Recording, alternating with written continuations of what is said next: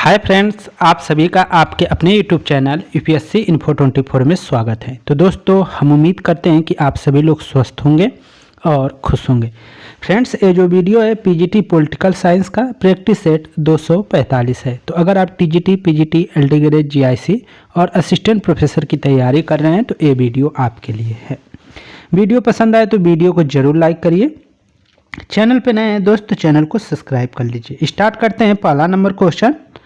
और आप इस वीडियो में देखेंगे कि जो क्वेश्चन बार बार रिपीट होगा उसको बस क्वेश्चन करेंगे, आंसर करेंगे, आगे बढ़ जाएंगे। तो पहला क्वेश्चन देख रहे हैं, राजनीतिक शास्त्र के पिता माने जाते हैं। राजनीतिक शास्त्र के पिता कौन माने जाते हैं? आसान क्वेश्चन है, तो आंसर जाएगा बी के साथ, अरस्तु। राजनीतिक शास्त्र के पिता कौन माने जाते हैं? अरस्तु। बहुत ही आसान क्वेश्चन था। व्याख्या देख लीजिए थोड़ा सा। राजनीतिक शब्द का सर्वप्रथम प्रयोग यूनान के दार्शनिक अरस्तु ने किया। उन्होंने अपनी पुस्तक का नाम पॉलिटिक्स रखा। यहीं से आप पूरा व्याख्या देख लेंगे तो आप 4-5 क्वेश्चन उसी तरह कर देंगे, ठीक है। तो राजनीतिक शब्द का सर्वप्रथम जो प्रयोग किया यूनान के दार्शनिक अरस्तु ने किया। उन्होंने अपनी पुस्तक का नाम पॉलिटिक्स रखा, जिसका अर्थ है राजनीति होता है। अरस्तु ने कई सदियों तक कई देशों के संविधानों का तुलनात्मक अध्ययन किया तथा राजनीति को नीति शास्त्र से अलग करके एक स्वतंत्र विषय के रूप में क्या किया? मान्यता प्रदान किया। तो इसी तरह पूछा जाता है, क्वेश्चन आपसे बनता है कि राजनीति शास्त्र मतलब राजनीति शास्त्र का जनक कौन है? पुस्तकों में किस सामाजिक विषय से निकल कर आया है, किस समाज विषय से? तो वो आपका क्या है कि नीति शास्त्र से निकल कर आया है, आपका पॉलिटिकल शास्त्र। तो इसको याद रखिएगा। आगे है अरस्तु। अरस्तु ने इसे सर्वोच्च विज्ञान की संज्ञा दी है। मास्टर साइंस की संज्ञा अरस्तु ने इस पर दिया है। अतः राजनीति शास्त्र का जनक होने का श्रेय अरस्तु को ही क्या है? प्राप्त है। तो अब व्याख्या देख लिए आप। 4-5 क्वेश्चन आप इसी पे कर लेंगे। जैसे पहला क्वेश्चन 42 नंबर क्वेश्चन है, अरस्तु को वरीयता देता है। अरस्तु किसको वरीयता देता है? यहाँ पे डॉट रहना चाहिए। राजतंत्रवादी को, पॉलिटी को, लोकतंत्र को, अल्पतंत्रवादी को। तो अरस्तु किसको वरीयता देता है? तो पॉलिटी को वरीयता देता है। ऑप्शन बी आपका सही हो जाएगा, पॉलिटी आंसर हो जाएगा। आगे चलते हैं। जैसे 43 नंबर क्वेश्चन है, प्रथम राजनीतिक वैज्ञानिक के नाम से कौन जाने जाते हैं? प्रथम राजनीतिक वैज्ञानिक के नाम से कौन जाने जाते हैं? प्लेटो, गांधी, जवाहरलाल नेहरू, अरस्तु। तो आंसर क्या हो जाएगा? अरस्तु। देखिए बस लैंग्वेज कैसे बदल गया है क्वेश्चन का, आंसर वही है, अरस्तु आपका आंसर हो जाएगा। आगे देखिए इसका, राजनीतिक विज्ञान को स्वतंत्र विज्ञान का रूप निम्न में से किस विचार ने दिया है? राजनीतिक विज्ञान को स्वतंत्र विज्ञान का, मास्टर साइंस का रूप निम्नलिखित में से किसने दिया है? तो आंसर क्या हो जाएगा? अरस्तु। डी आपका सही हो जाएगा, अरस्तु, मास्टर साइंस। हमने व्याख्या देखा था। आगे देखते हैं 45 नंबर क्वेश्चन, बस देखते जाइए। निम्नलिखित में से किस विचारक ने राजनीति विज्ञान को श्रेष्ठतम विज्ञान की संज्ञा दी है? ये भी देखिए यूपी जीआईसी 2017 में पूछा गया है। आंसर हो जाएगा अरस्तु। ऑप्शन बी आपका सही हो जाएगा। आगे देखिए, ये देखिए आपका पीजीटी में पूछा गया है और हिमाचल प्रदेश असिस्टेंट प्रोफेसर में भी पूछा गया है। राजनीति शास्त्र का पिता किसे कहा जाता है? तो किसे कहा जाता है? तो ऑप्शन सी आपका सही हो जाएगा, अरस्तु को कहा जाता है। आगे देखते हैं 47 नंबर क्वेश्चन। अब कुछ बदल गया क्वेश्चन। किसने कहा निश्चित भूभाग राज्य का आवश्यक तत्व नहीं है? किसने कहा है कि निश्चित जो भूभाग है वो राज्य का आवश्यक तत्व नहीं है? ये बताना है। वेंथम, सीले, विलेन, लीकॉक। तो आंसर क्या जाएगा? 47 का आंसर जाएगा आपका बी के साथ। किसके साथ जाएगा? बी के साथ जाएगा दोस्तों। सीले आप आंसर कर लेंगे। सीले महोदय ने कहा है कि जो निश्चित भूभाग है वो राज्य का आवश्यक तत्व नहीं है। सीले आपका आंसर हो जाएगा। व्याख्या देख लीजिए, फिर इसके बाद 4-5 क्वेश्चन आप आसानी से करेंगे। राजनीतिक वैज्ञानिक सीले के अनुसार निश्चित भूभाग या निश्चित प्रदेश राज्य का आवश्यक अंग नहीं है। इसी प्रकार का विचार लियोन डिग्विट ने दिया है तथा अंतर्राष्ट्रीय कानूनों के विद्वान हाल द्वारा भी व्यक्त किया गया है। मतलब यही विचार जो है सीलो ने जिस विचार का समर्थन किया है कि निश्चित भूभाग क्या है, राज्य का आवश्यक अंग नहीं है, आवश्यक तत्व नहीं है, तो वही बात आपका हाल भी मानते हैं और वही बात आपके डिग्विट भी मानते हैं। तो दोनों ऐसे ही विचारक हैं जो निश्चित भूभाग को राज्य के आवश्यक अंग के रूप में नहीं देखते हैं। तो ये विचारकों को याद रखिएगा, सीले हो गए, डिग्विट हो गए और आपके हाल हो गए, ये नहीं मानते हैं। इनके अनुसार क्षेत्र या निश्चित भूभाग राज्य का अनिवार्य तत्व नहीं है। वर्तमान समय में जो राज्य के अनिवार्य तत्व माने जाते हैं उनमें 4 शामिल है, जिसमें जनसंख्या है, निश्चित भूभाग है या निश्चित प्रदेश है, सरकार होता है और संप्रभुता होता है। इसको याद रखिएगा, यहाँ से क्वेश्चन बार बार पूछे जाते हैं कि कौन शामिल नहीं है, तो इसको याद रखिएगा। जनसंख्या, निश्चित प्रदेश या निश्चित भूभाग और सरकार और संप्रभुता जो होते हैं वो राज्य के आवश्यक 4 तत्व हैं, तो इनको याद रखिएगा। व्याख्या देखिए, क्वेश्चन 48 नंबर है आपका। निम्नलिखित में से कौन विद्वान निश्चित भूभाग को राज्य का अनिवार्य तत्व नहीं मानता है? तो कौन नहीं मानता है? Laski, Gorner, गैटिल, सीले। तो अभी हमने पढ़ा था ऊपर, कौन हो गया? सीले जो है राज्य के निश्चित भूभाग को क्या है, राज्य का आवश्यक तत्व तो नहीं मानते हैं। आगे चलते हैं, 49 नंबर क्वेश्चन। यह किसका कथन है? बिना भूभाग के भी राज्य का अस्तित्व रह सकता है। ये किसका कथन है कि बिना भूभाग के भी राज्य का अस्तित्व रह सकता है? गार्नर, मैकाइबर, सीले, बिलोबी। तो ऑप्शन सी आपका दिख गया, सीले आंसर हो जाएगा। सीले कहते हैं, सीले का एक कथन है। आगे देखते हैं, 50 नंबर क्वेश्चन है। निम्नलिखित विचारकों में से कौन भूभाग को राज्य का अनिवार्य तत्व नहीं मानता है? तो कौन नहीं मानता है? इसमें सीले आया है, ठीक है, सीले आपका आंसर हो जाएगा। ये देखिए जीआईसी प्रवक्ता 2009 में पूछा गया क्वेश्चन था। आगे देखते हैं 51 नंबर, ये भी देखिए उसी तरह क्वेश्चन है। निम्नलिखित में कौन निश्चित भूभाग को राज्य का एक आवश्यक तत्व नहीं मानता है? और ये देखिए पीजीटी परीक्षा 2021 में पूछा गया क्वेश्चन, देखिए कितनी बार दोहरा रहा है। और यहाँ पे भी सी आंसर हो जाएगा, सीले। जान सीले दे देगा, तो जान दे दे या सीले दे दे, आप करिएगा उसी को आंसर।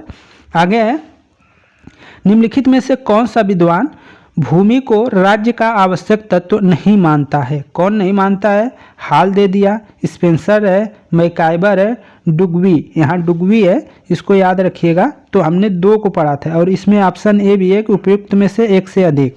तो हाल को अभी हमने देखा था व्याख्या में और डुगवी भी देखा था, तो दोनों हैं। दोनों क्या हैं? राज्य के लिए भूमि का होना आवश्यक नहीं मानते हैं, तो दोनों हो जाएंगे, ए और डी हो जाएंगे आपके आंसर, ठीक है। तो ई आपका आंसर हो जाएगा, उपयुक्त में से एक से अधिक ई आंसर कर लेंगे। व्याख्या थोड़ा सा देख लीजिए। राज्य के 4 प्रमुख आवश्यक तत्व, जिसमें क्या है? जनसंख्या है, सरकार होती है, निश्चित भूभाग होता है और संप्रभुता होता है या प्रभुसत्ता। लेकिन कुछ विद्वान जैसे सीले हैं, डुगवी हैं और डुगवी या डिग्विटिट कहते हैं, हाल आदि विद्वान ने क्या किया है कि भूमि को राज्य का आवश्यक तत्व नहीं माना है। तो यहाँ देखिए नाम आप ध्यान दीजिएगा, डुगवी रहे या डिग्विट रहे, तो दोनों आप आंसर करेंगे, दोनों एक ही नाम है।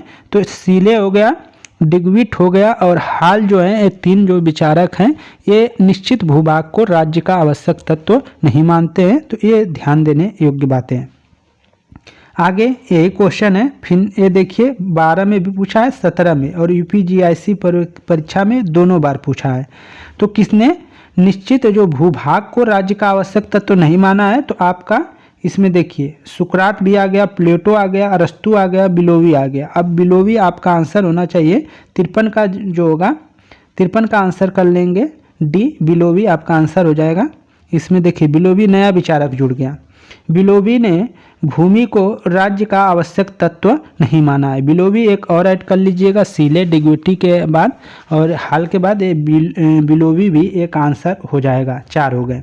और सुकरात, प्लेटो और अरस्तु राज्य के विभिन्न अंगों का विस्तार से वर्णन नहीं किया है। इन्होंने राज्य के अंगों का विस्तार से वर्णन नहीं किया है। आप बिलोवी को याद रखिएगा, वो नहीं मानते हैं।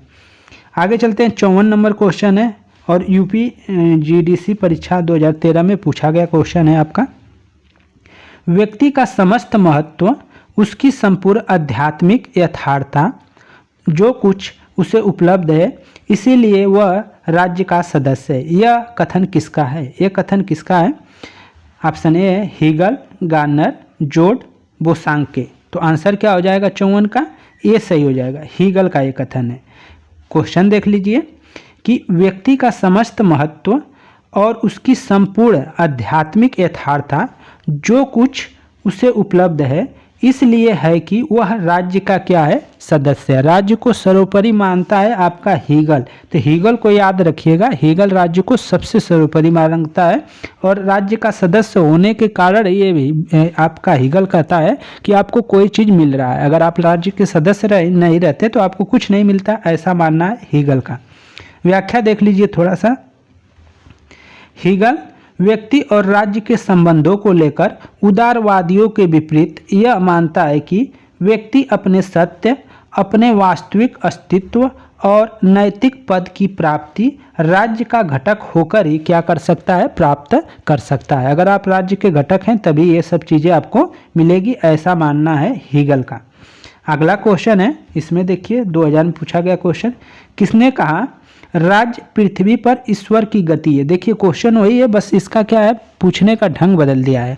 राज्य पृथ्वी पर ईश्वर की गति है, एक किसने कहा है? तो ये कथन आपका किसका है? वेंथम है, जेम्स मिल है, कार्ल मार्क्स है या हीगल? तो आंसर आपका हीगल के साथ ही जाएगा क्योंकि ये कथन हीगल का ही है। वहाँ थोड़ा बड़ा कर पूछा था, यहाँ छोटा, हीगल आप आंसर कर लेंगे।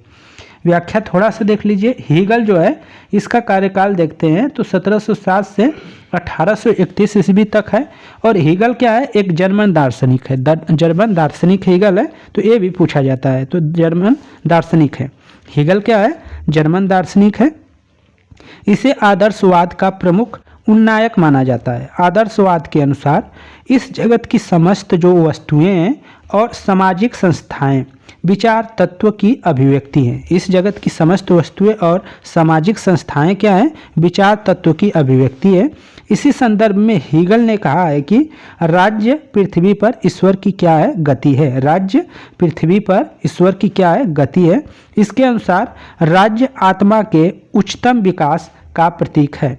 यह ईश्वर की महायात्रा का अंतिम पड़ाव है। कौन अंतिम पड़ाव है? तो राज्य को मानता है। आगे चलते हैं, 56 नंबर क्वेश्चन है,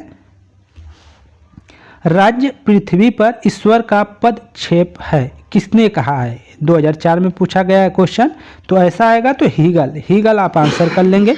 राज्य जो है पृथ्वी पर ईश्वर का पदक्षेप है, ऑप्शन बी आपका सही हो जाएगा। इसके व्याख्या में थोड़ा सा देख लेते हैं। हीगल के अनुसार राज्य पृथ्वी पर ईश्वर का अवतरण है। राज्य जो है पृथ्वी पर ईश्वर का अवतरण है, पदक्षेप है। हीगल ने अपनी पुस्तक द फिलॉसफी ऑफ राइट में राज्य के मानवीय चेतना का क्या किया है? विराट रूप कहा है। हीगल ने के अनुसार राज्य चेतना की साकार प्रतिमा है। हीगल के अनुसार जो है राज्य चेतना की साकार प्रतिमा है, इसीलिए राज्य का कानून वस्तुपरक चेतना का मूर्त रूप है। अतः जो कोई कानून का पालन करता है वही स्वतंत्र है। इस प्रकार हीगल ने निरंकुश राज्य का समर्थन करते हुए व्यक्तियों को विरोध करने का अधिकार नहीं दिया है। वह निरंकुश राजतंत्र का समर्थन करता है हीगल, इसलिए आप निरंकुश राजतंत्र है तो तुम्हें आप विरोध नहीं कर सकते हैं, ये ऐसा हीगल का मानना है। मुसोलिनी हीगल को इसी विचार से प्रभावित थे। जो मुसोलिनी है हीगल के इसी विचार से क्या थे? प्रभावित थे। इसीलिए हीगल को फांसीवाद का आध्यात्मिक गुरु कहा जाता है। बहुत अच्छा क्वेश्चन है कि किसको आध्यात्मिक फांसीवाद का गुरु माना जाता है, तो वो आपका हीगल है। हीगल को याद रखिएगा। आगे देखते हैं, 57 नंबर क्वेश्चन है। क्वेश्चन सेम है, कुछ बदला है। राज्य पृथ्वी पर ईश्वर का पद क्रम है, यह किसका कथन है? तो किसका हो जाएगा? हीगल आपका आंसर हो जाएगा। देखिए हीगल, आंसर आपका सी सही हो जाएगा। आगे चलते हैं, 58 नंबर क्वेश्चन है।